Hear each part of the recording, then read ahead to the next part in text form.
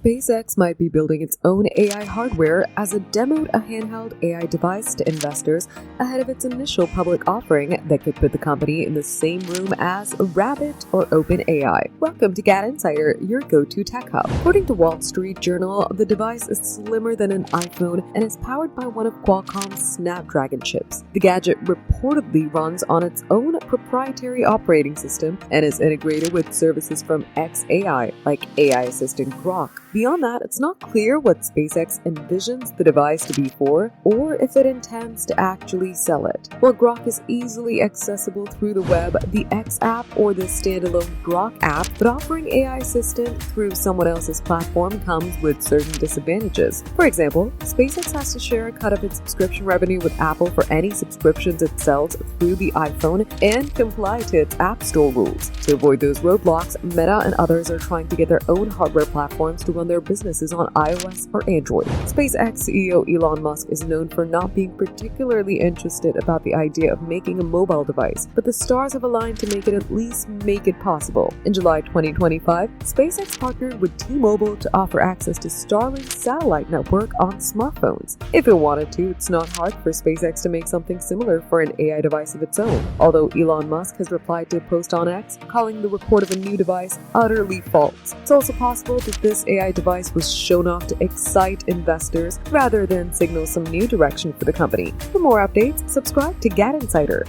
like and share the video, and don't forget to press the bell icon so you never miss any update.